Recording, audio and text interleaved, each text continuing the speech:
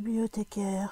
Si vous voulez un peu de surnaturel, vous êtes sur la bonne vidéo. Surtout, n'oubliez pas de vous abonner, cliquez sur la cloche et laissez un petit like sur la vidéo. Ça fait toujours plaisir. Et maintenant, ouvrez bien vos oreilles. Bonjour mes chers amis bibliothécaires, j'espère que vous allez bien, que vous passez des bonnes vacances si vous y êtes ou que vous avez bien repris le boulot, car c'est, si je ne dis pas de bêtises, les Haussiens maintenant qui sont partis en vacances et les autres qui sont rentrés. En tout cas, vous êtes les bienvenus sur ma vidéo et comme d'habitude, je vous invite avant de commencer à vous installer confortablement avec ou sans oreillette, c'est vous qui voyez. Mais ce serait bien de prendre avec vous peut-être une boisson. Je pense, vu le temps, froide est le plus conseillé.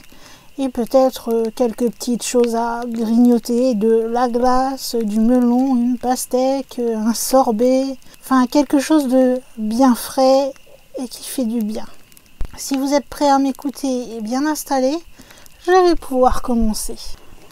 Alors je sais que d'habitude quand je vous parle de possession, je choisis une personne fixe.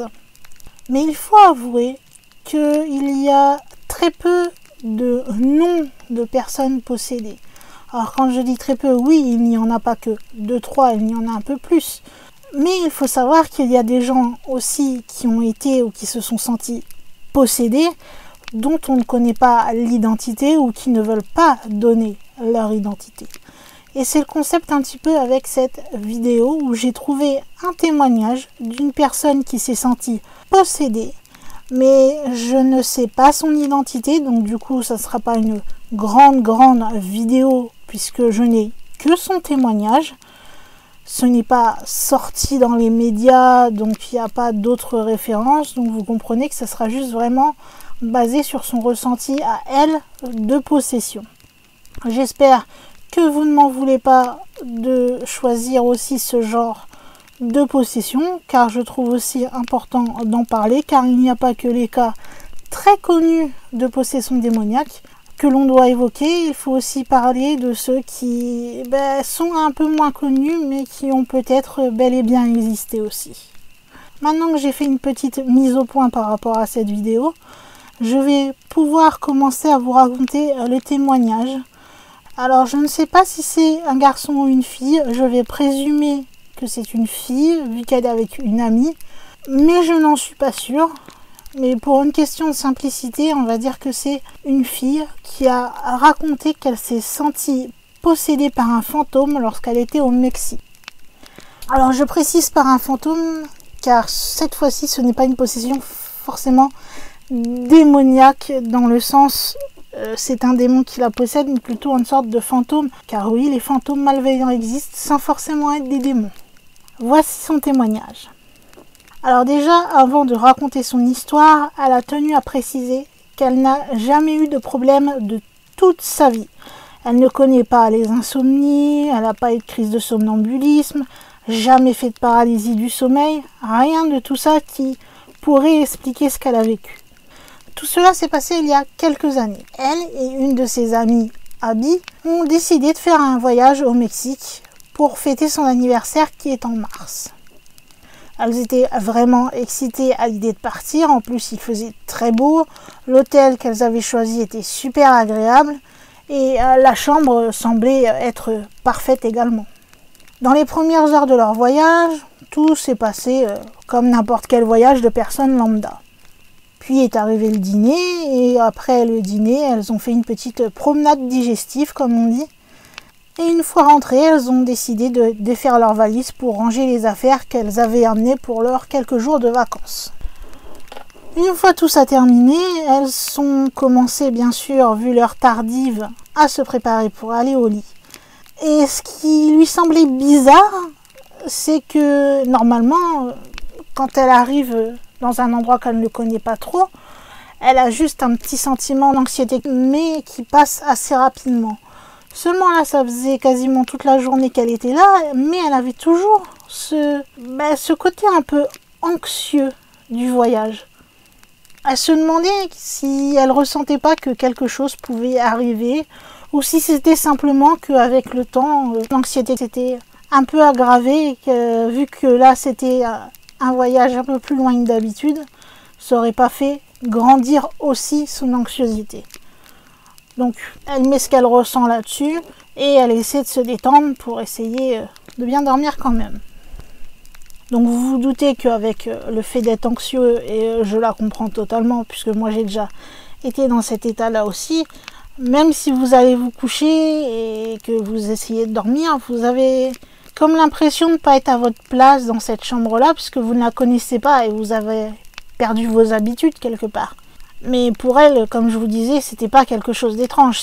Si c'est son anxiété qui parlait, c'est quelque chose de normal. Et comme je vous le dis, moi aussi, quand je vais dormir autre part que chez moi, généralement je suis anxieuse quand je suis quelque part que je ne connais pas. Il y en a qui s'endorment en 2 secondes 5, mais non, moi j'arrive même pas à dormir du tout, personnellement. Parce qu'il y a tellement de choses qui me trottent dans la tête que je suis pas assez à l'aise pour que mon cerveau soit au répit et que je puisse dormir correctement. Donc je la comprends totalement. Oui, cela ne l'a pas plus inquiété que ça au final.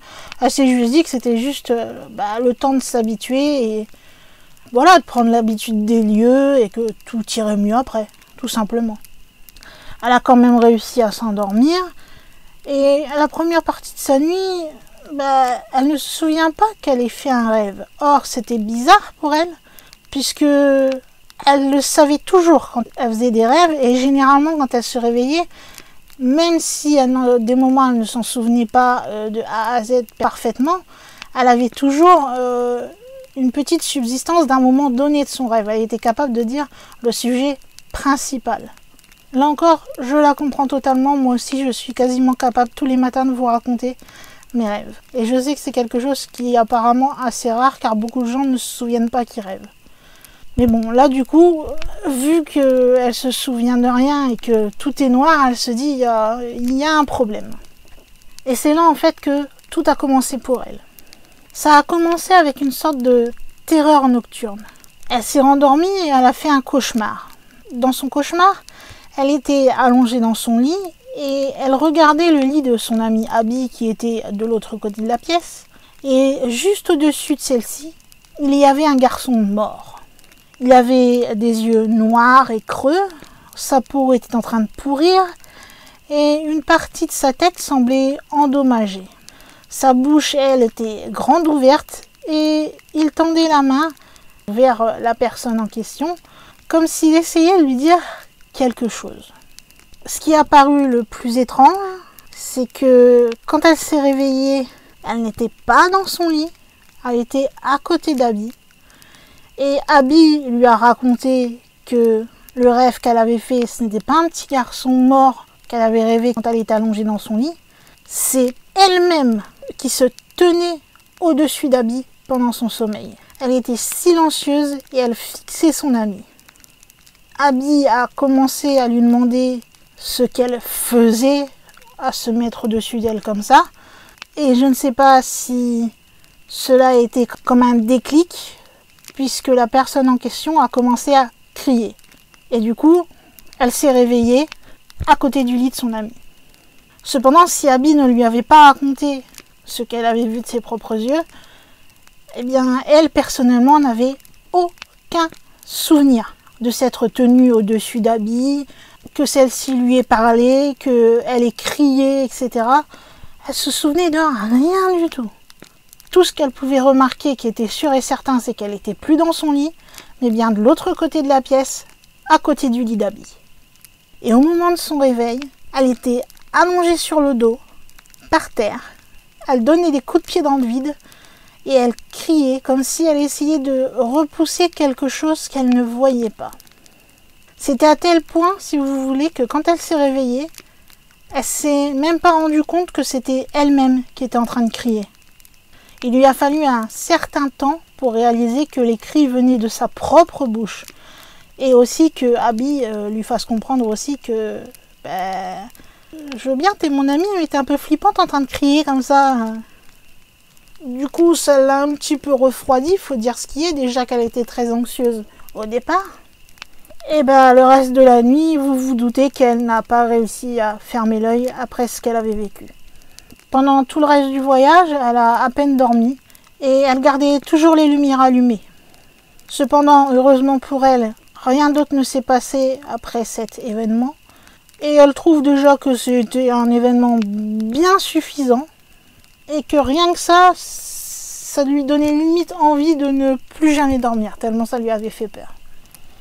Elle n'a jamais compris pourquoi ça lui était arrivé et une partie d'elle-même se demande même si quelqu'un ne serait pas mort dans cette pièce et qu'il aurait essayé de communiquer avec elle.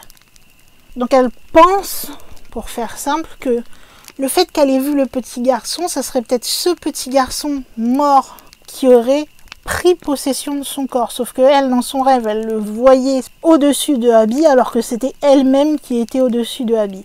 Je ne sais pas si vous voyez très bien ce que je veux dire.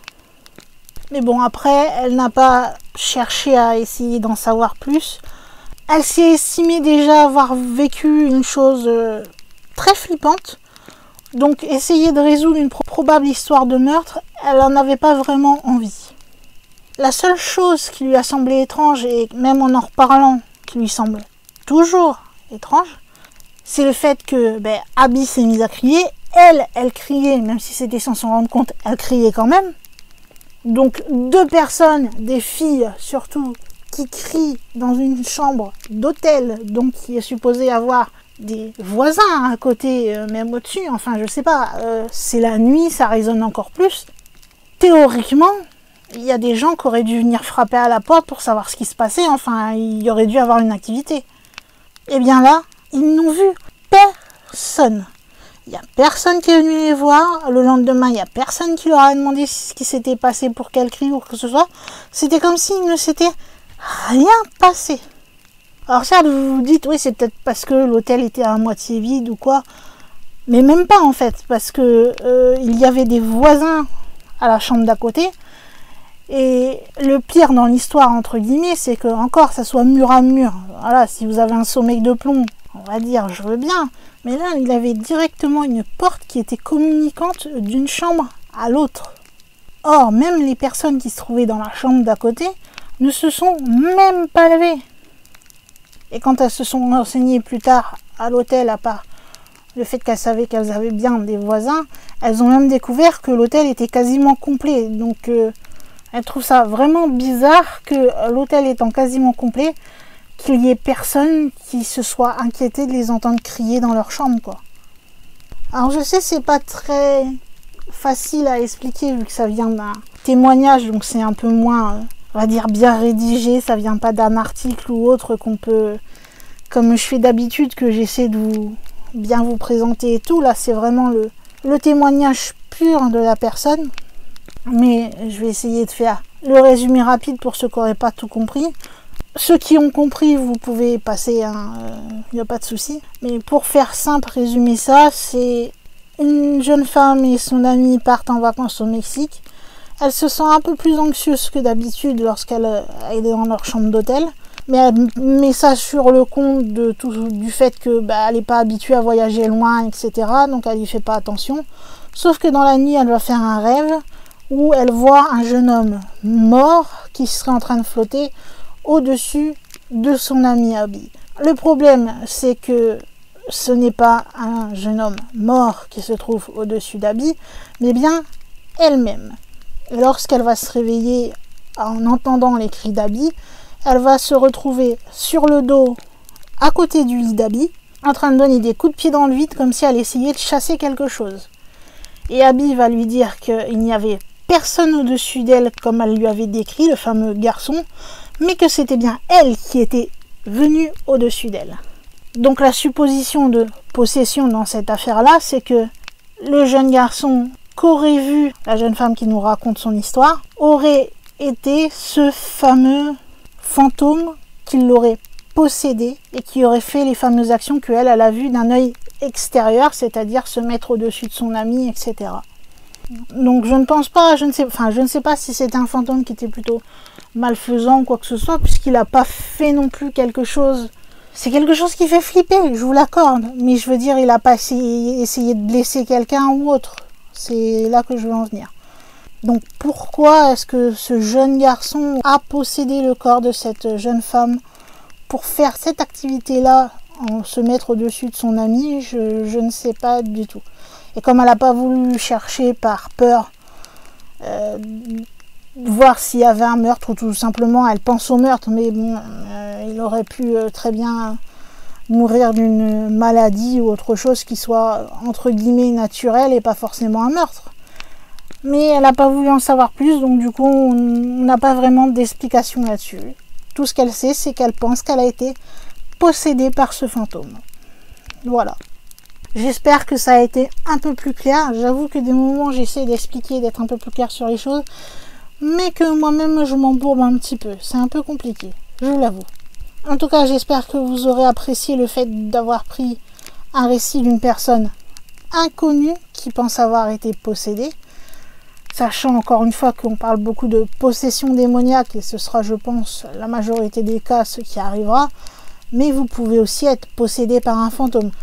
Sachez que la possession, on pense toujours qu'elle est démoniaque, mais à partir du moment où, que ce soit le démon, que ce soit un fantôme qui possède votre corps, c'est de la possession. C'est pas comme un médium, par exemple, qui invite certains fantômes à prendre leur corps pour parler à travers eux avec, par exemple, leur ancienne femme ou leur fille, enfin voilà. Là, non, c'est pas une question de possession, parce que le médium invite. Donc là, il partage juste le corps le temps d'un moment. La possession, c'est vraiment ça. C'est que vous n'avez pas invité la personne ou le démon, en l'occurrence, et qui s'est invité tout seul.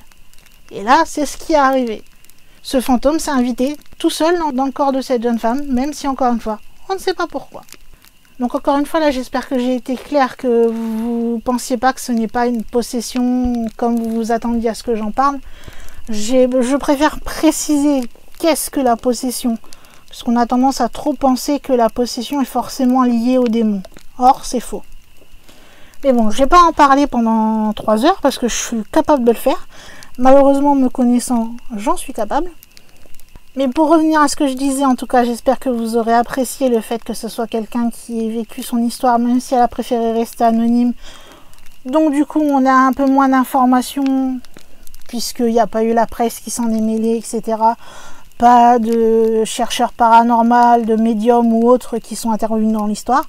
Mais c'est une histoire de possession comme une autre, je trouve, et qu'elle était aussi intéressante d'en parler, parce que c'est pas une simple impression d'être possédé, c'est que là il s'est vraiment passé quelque chose et qu'il y a un témoin extérieur qui confirme ce qui s'est passé. Donc voilà, si j'ai eu raison, vous avez tout simplement le même espace qu'à chaque fois, qui s'appelle l'espace commentaire, pour me dire si ça a été intéressant, même si c'était pas un cas connu, d'entendre des personnes, on va dire lambda, raconter ce qui leur est arrivé, et que c'est pas forcément des personnes qui vont être médiatisées, etc. et que ça peut arriver à n'importe qui. Je crois que c'est le plus important à savoir, ça. Peut-être que vous avez déjà entendu d'autres histoires de possession comme ça, ou déjà entendu parler des personnes qui pensaient être possédées parce qu'il leur est arrivé des choses bizarres. Si c'est le cas d'ailleurs, vous pouvez m'en parler en commentaire, hein. Ça, il n'y a pas de souci aussi. Puis si vous avez aimé cette vidéo, vous savez que vous pouvez me laisser un petit like, lui il fait toujours plaisir, surtout sur des sujets comme ça où j'innove entre guillemets, je dis bien entre guillemets, hein. J'ai pas inventé le concept, on est d'accord. Mais où je change par rapport à mon style habituel de prendre une affaire connue, entre guillemets, de là prendre quelque chose de quelqu'un d'anonyme, tout simplement. Si vous en souhaitez d'autres aussi, mettez-moi un commentaire aussi, hein, vous pouvez me le dire en commentaire, j'ai oublié de le dire. Puis mettez-moi un petit like pour me montrer que même ce genre-là de possession anonyme vous plaît également.